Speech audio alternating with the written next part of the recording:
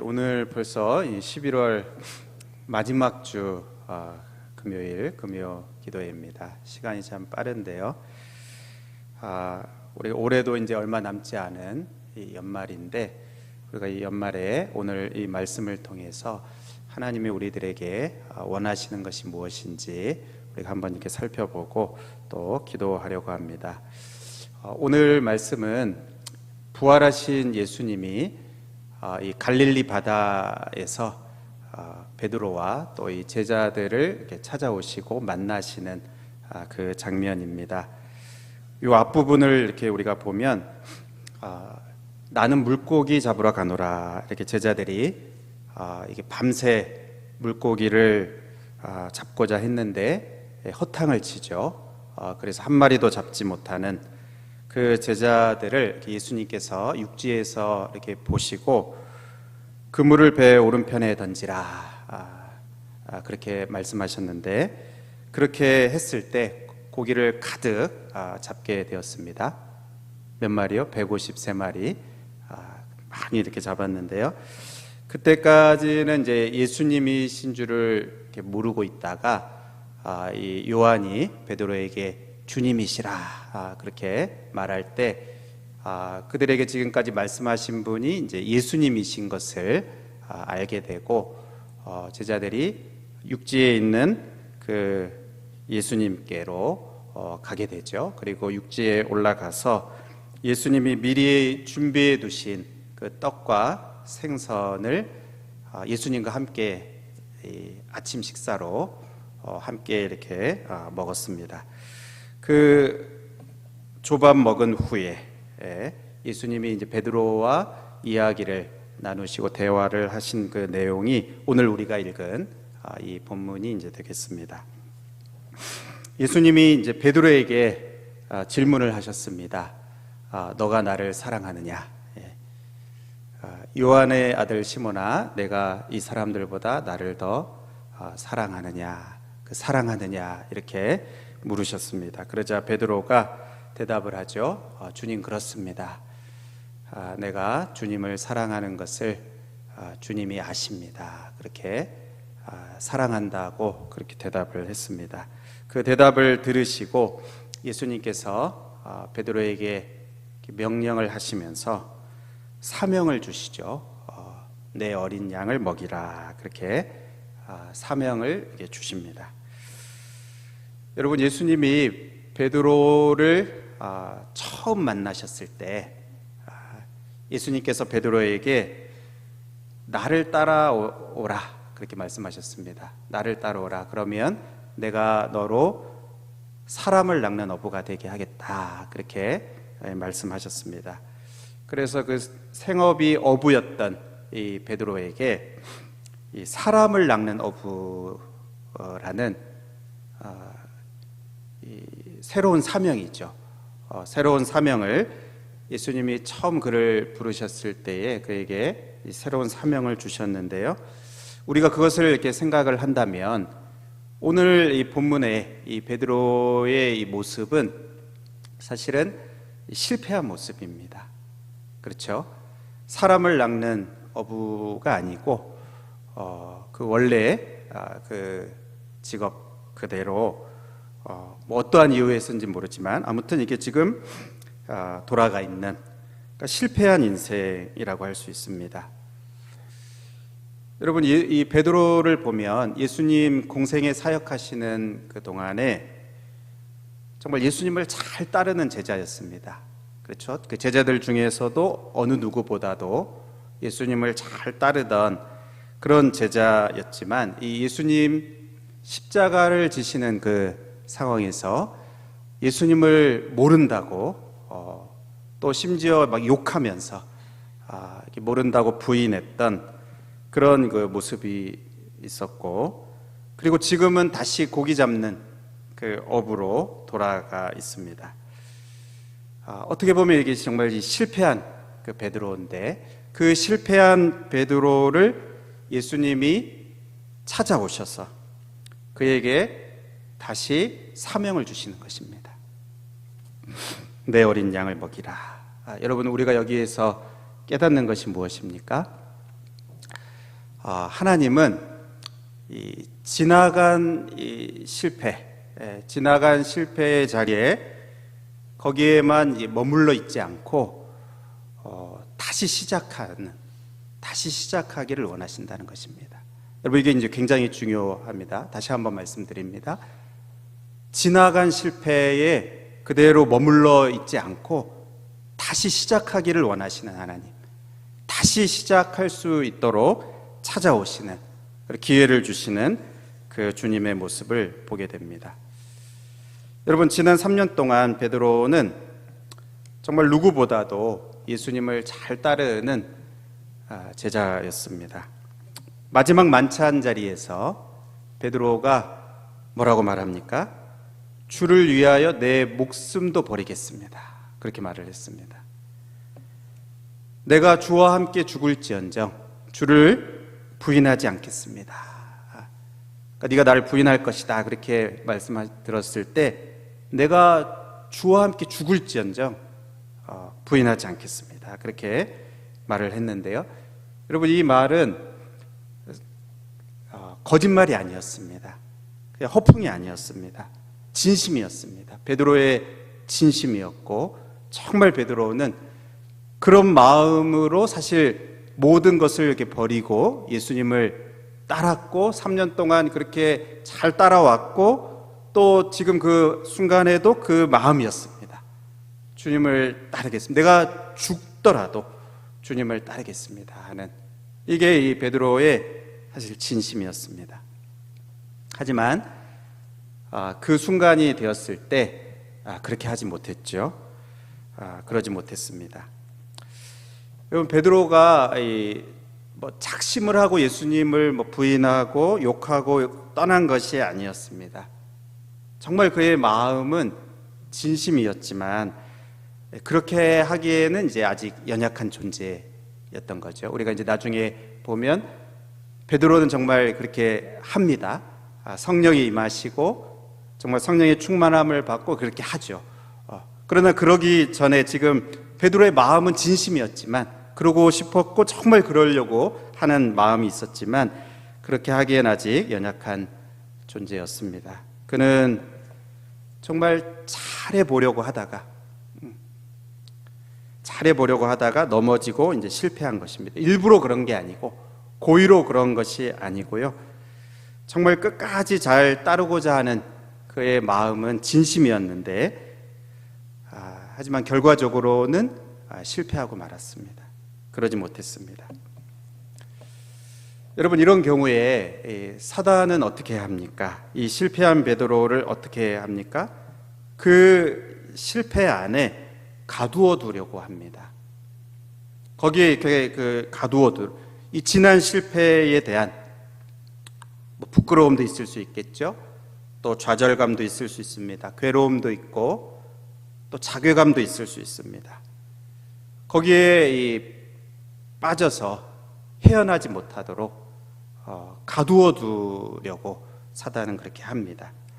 대표적인 사례가 가룟 유다죠.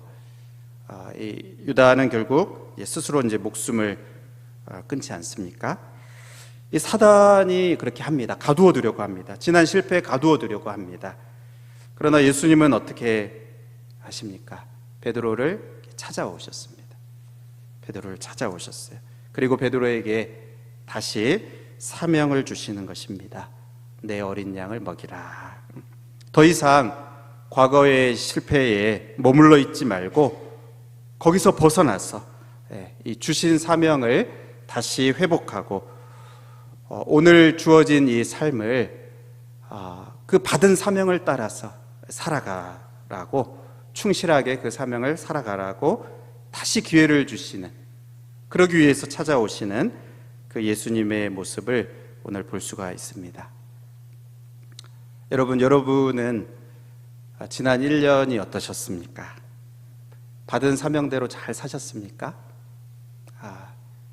내가 주님을 위해서 살겠습니다, 이 믿음의 이 결단을 하고 또 우리가 결심을 하셨을 텐데, 그렇게 또 연초에 시작도 하셨을 텐데 그렇게 잘 주님을 따르셨습니까? 여러분, 그렇다면 이것은 너무 감사한 일이죠. 그것은 정말 하나님의 은혜이고 하나님이 붙드신 것이고 하나님이 도우신 것이고요. 정말 하나님께 이 모든 영광을 돌려야 될 줄로 압니다. 하지만 여러분, 혹시 실패하셨습니까? 그러고 싶었는데 실패하셨습니까? 그래서 혹시 어떤 부끄러움이 또는 이 자괴감이, 괴로움과 이 좌절감이 있습니까? 내가 그러려고 했는데, 또 한다고 했는데 이렇게 돌아보니까 실수투성이고 부족한 뿐입니까? 그래서 지금 혹 이 낙심이 있습니까? 여러분, 기억하시기 바랍니다. 이 실패한 베드로를 예수님이 찾아오셨습니다. 그 실패한 그 상황, 지나간 그 실패에 머물러 있지 않도록, 거의 갇혀 있지 않도록 이 실패한 베드로를 찾아오셔서 다시 사명을 주시고 또 다시 시작하라고 말씀하시면서 다시 기회를 주시는 우리 주님을 기억하시기를 바랍니다. 오늘 두 번째로 예수님은 다시 사명을 주시기에 앞서서 먼저 베드로에게 질문을 하셨습니다. 뭐라고 질문하셨습니까? 네가 나를 사랑하느냐? 이 질문을 하셨습니다. 사랑하는지를 먼저 물으셨습니다. 그러니까 이 사명을 주셨는데 사명을 주시기에 앞서서 사랑하는지를 먼저 물으셨어요. 그러니까 사명보다 사랑이 먼저입니다. 사명이 중요한데 그보다 사랑이 더 중요한 것입니다. 여러분, 사실 이 사명은 사랑에서 나옵니다. 그러니까 우리가 누군가를 이렇게 진심으로 사랑할 때 그를 위해서 살고 싶죠. 그렇죠? 뭔가 도움이 되고 싶고, 또 그가 무엇이라도 이제 나에게 부탁을 하면 그것을 이렇게 진심으로 그렇게 하고 싶습니다. 부족하지만 그렇게 하고 싶고, 즐거운 마음으로 또 이 자원하는 마음으로 그 일을 하기도 하고, 때로 그것을 하는 가운데 이렇게 힘들어도 그래도 그것을 힘써 감당하려고 합니다. 왜요? 이제 사랑하니까. 사랑하는 마음이 있으니까 이제 그렇게 하는 것입니다. 그러니까 사명보다도 이 사랑이 앞서요. 그리고 이 사명은 사랑하기에 이제 나오는 것입니다. 사랑의 결과로 뒤따라오는 것이죠. 그런데 여러분, 이 세월이 지나면서 변질되는 것이 있는데, 그것이 이제 무엇인가 하면 사랑이 없어도 사명을 감당하고 있는 것입니다. 근데 정확히 표현하면 그것은 이제 사명을 감당하는 것이 아니고요, 그냥 일을 하고 있는 것입니다. 그러니까 사명이라는 것은 이 맡기신 그 사람에 대한 그 사랑이 없으면 이제 불가능합니다. 그러니까 하나님이 우리에게 맡기신 그 이 사명을 감당한다고 할 때는 이 사랑이 없이는 불가능한 것입니다. 그런데 사랑 없이도 하고 있는, 그것은 이제 일을 하는 것이죠. 사명을 감당한다기보다는 일을 하는 것입니다. 사랑이 없이는 사명을 감당하기 어렵지만 사랑이 없어도 일은 계속 할 수 있습니다. 맡은 일을 잘 할 수 있지만 그 안에 사랑이 없다면 그것은 사명을 감당한다기보다는 그냥 일을 하는 것입니다. 그런데 이 일반 세상에서는 그렇게 해도 괜찮죠. 일을 잘하기만 하면 인정을 받고 또 칭찬을 받습니다. 그러나 하나님의 기준에서는 그렇지가 않습니다. 하나님의 기준은 다릅니다. 하나님의 기준은 사랑이 먼저입니다. 사랑에서 나오는 그 사명을 감당하는 것, 그렇게 하는가, 하나님이 그것을 보시고요, 하나님의 기준은 그것입니다. 요한복음 15장의 이 다락방 강론 중에서도 예수님은 사랑이 먼저라는 것을 가르치셨습니다. 그러니까 예수님이 이제 이 십자가를 지시고 제자들을 이렇게 떠나시기에 앞서서 주신 그 중요한 그 말씀이 바로 이 다락방 강론인데, 거기에서도 사랑이 먼저라는 것을 가르치셨어요. 이 사랑이 먼저라는 것은 다른 말로 하면 하나님과의 관계가 먼저라는 것과 같은 말입니다. 무슨 말인지 아시겠죠? 이 사랑이 먼저다, 하나님과의 관계가 먼저라는 것입니다. 그래서 거기에 이제 이 열매를 말씀하실 때, 열매를 말씀하시기에 앞서서 예수님은 포도나무와 가지의 그 관계를 먼저 말씀하셔요. 요한복음 15장 5절에 보면 나는 포도나무요 너희는 가지라. 그가 내 안에 내가 그 안에 거하면 사람이 열매를 많이 맺나니 나를 떠나서는 너희가 아무것도 할 수 없음이라. 지금 예수님은 그 관계를 말씀하십니다. 나는 포도나무고 너희는 가지다. 그래서 이게 연결되어 있으면 열매를 맺게 된다. 열매를 맺을 수밖에 없고 열매를 많이 맺게 된다. 그러나 그렇지 않고 나를 떠나서는 아무것도 할 수 없다.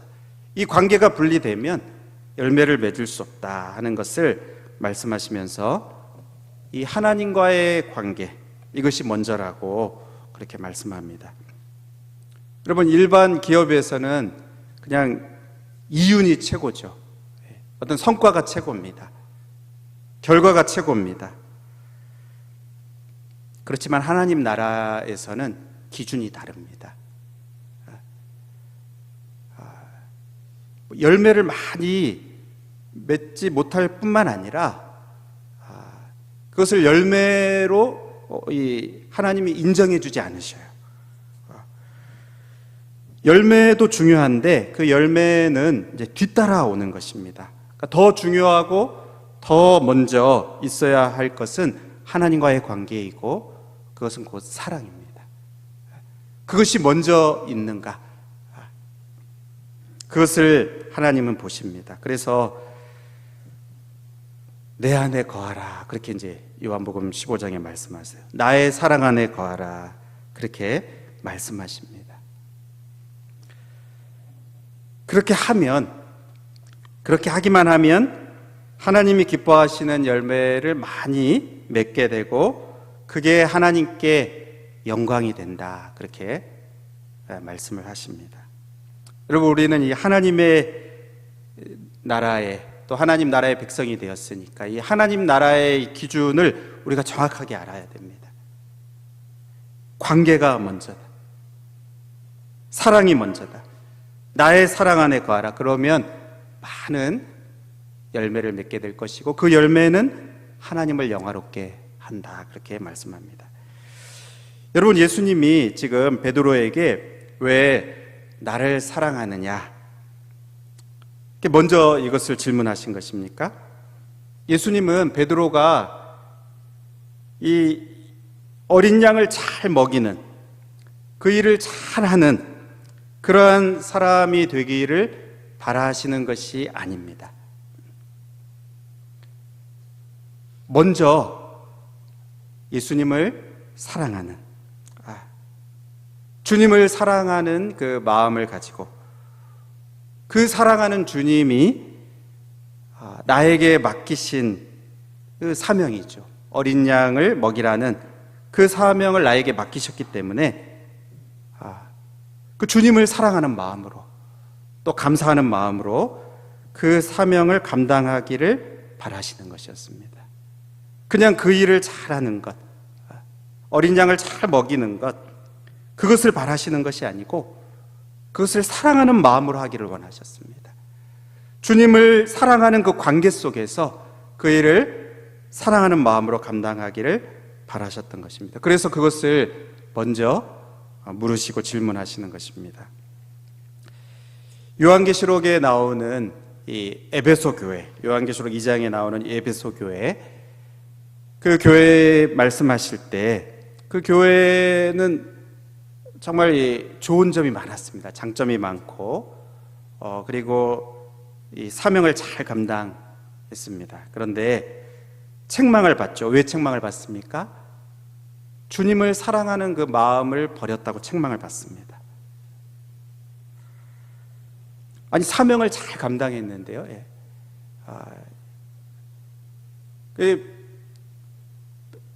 다른 사람들이 보기에 참 좋은 그런 모습이었는데 하나님이 보시는 기준은 다른 것이었습니다. 잘했지만 그래 책망을 할 것이 있다는 것입니다. 그 사랑을 버렸다. 그래도 그 일들은 잘 감당하고 있으니까 괜찮다. 그래도 괜찮다. 이렇게 하시지 않고 그래도 잘하고 있으니까 괜찮다 이렇게 하시지 않고 처음 사랑을 버렸다 이렇게 책망하시면서 그것을 회복하라고 말씀하셔요. 어디서 떨어졌는지를 생각하고 회개하여 처음 행위를 가지라 이렇게 말씀하셨습니다. 그러니까 괜찮지 않다는 것입니다.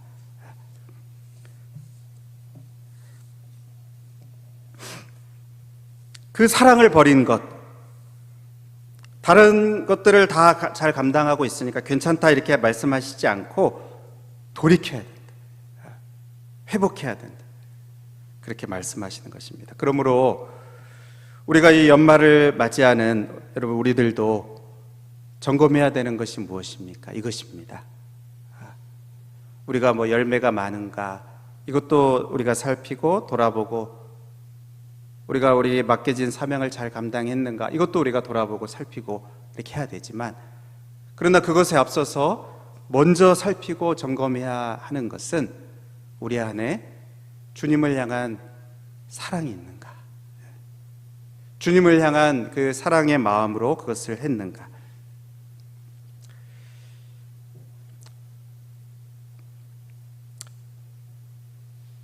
나를 더 사랑하느냐, 나를 사랑하느냐 하시는 그 예수님의 이 질문은 베드로에게만 하시는 것이 아닙니다.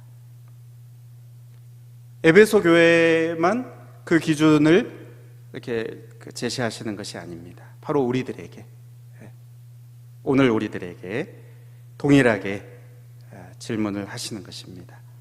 베드로는 주님 그렇습니다. 그렇게 대답을 했습니다. 그것도 3번이나. 그렇죠? 내가 주를 사랑하는 줄을 주님께서 아십니다.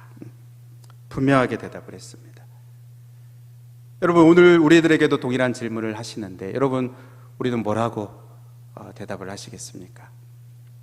베드로는 이 예수님이 3번째 질문하시고 그 대답할 때 근심하면서 대답을 했습니다. 그러니까 지금 하나님은 우리에게 이것을 그냥 한번 지나가는 말로 물으시는 것이 아니고요, 정말 진지하게 점검하기를 원하시는 것입니다. 정말 진지하게 질문하시고 우리도 그것을 진지하게 그 질문을 받고 고민하면서 대답하기를, 우리 진심을 대답하기를 원하시는 것입니다. 주님 모든 것을 아시오매 내가 주님 사랑하는 것을 아십니다. 그렇게 대답을 하죠. 여러분 주님은 모든 것을 아십니다. 특히 우리가 정말 주님을 사랑하는 마음으로 하는지 그렇지 않은지를 정확하게 아십니다. 여러분 하나님을 속일 수가 없습니다. 다른 사람은 혹 속을 수 있고 에베소 교회처럼 자기 자신도 모를 수도 있습니다. 속을 수 있습니다. 스스로 속을 수도 있습니다. 왜? 다른 어떤 부분들이 잘하니까, 잘하고 있으니까, 뭐 빈틈없이 잘하니까. 그런데 하나님을 속일 수는 없습니다. 예수님이 말씀하시기 전까지 에베소 교회도 스스로 속고 있었어요. 아무 문제가 없다고 생각을 했습니다. 그러므로 여러분, 너는 나를 사랑하느냐 하는 이 질문에 여러분 우리는 정말 진지하게 직면을 해야 합니다. 베드로가 그 질문을 정말 무게 있게 받고 고민하면서 근심하면서 그렇게 주님, 내가 주님을 사랑합니다. 주님 아시지 않습니까? 이렇게 대답을 한 것처럼 여러분 우리도 정직하게 그 질문에 서야 합니다. 마지막으로 예수님은 베드로에게 이 사랑을 확인하시고 다시 사명을 주시면서 너는 나를 따르라, 그렇게 말씀을 하십니다.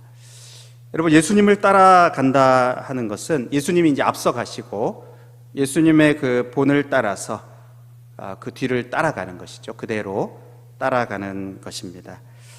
그러면 그 앞서가신 예수님의 그 모습은 어떤 모습이었는가? 여러 가지 모습이 있을 수 있지만 바로 이 사랑하시는 모습이었습니다.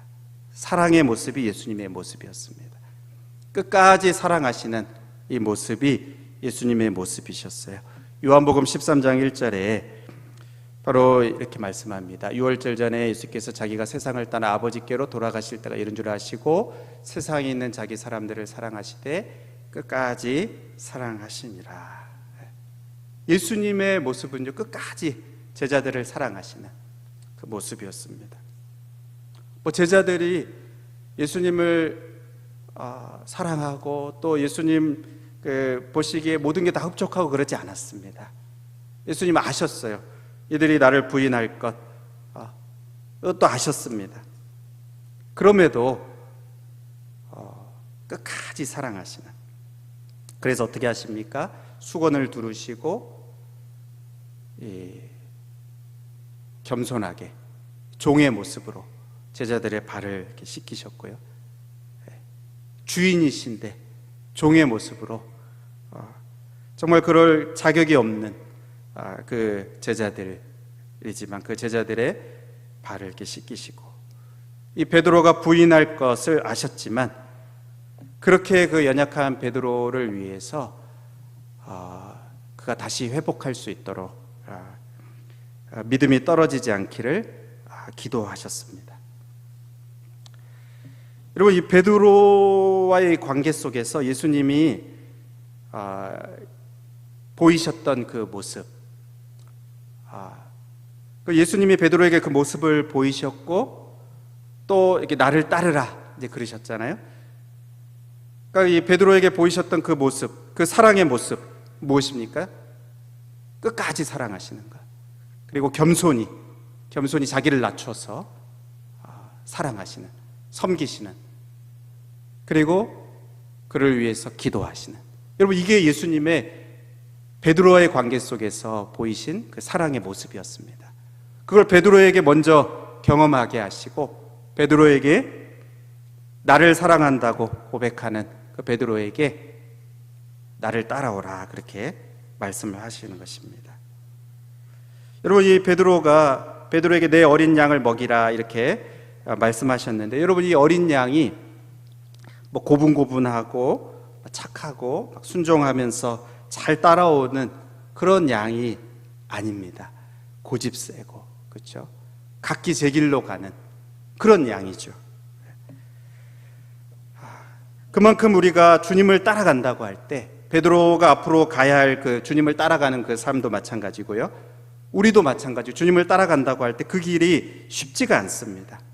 그래서 예수님이 제자들의 그 삶을 말씀하시면서 날마다 자기를 부인하고 제 십자가를 지고 나를 쫓아야 된다 그렇게 말씀하실 정도로 쉽지가 않은 그런 삶입니다.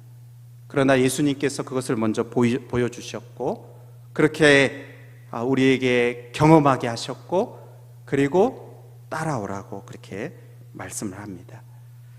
그러므로 우리가 예수님이 먼저 우리를 그렇게 사랑하신 것, 그것을 기억하면서 나의 사랑 안에 거하라. 우리도 날마다 그 사랑 안에 거하면서 예수님 그 사랑을 배우고 또 그 예수님의 그 사랑을 배운 대로 우리도 실천하고, 그래서 주님을 사랑하는 마음으로 우리에게 맡기신 그 사명을 잘 감당하는 것, 그것을 하나님께서 우리들에게 요구하시는 것입니다. 여러분, 우리가 이 연말을 맞이해서 우리가 이것을 점검하고 또 혹 우리가 좀 실패하고 연약한 그러한 이 지난 모습이 있을지라도 그 베드로를 그 실패한 가운데 머무르지 않도록 다시 찾아오셔서 회복시키시는 주님께서. 그래서 다시 그 사랑을 회복하고 그 사랑으로 그 맡겨진 사명을 잘 감당하게 하시는 그 모습, 그것을 기억하면서 우리도 끝까지 우리의 사랑하는 마음으로, 주님을 사랑하는 마음으로 그 사명을 잘 감당하는 저 여러분이 될 수 있기를 주님의 이름으로 축복합니다.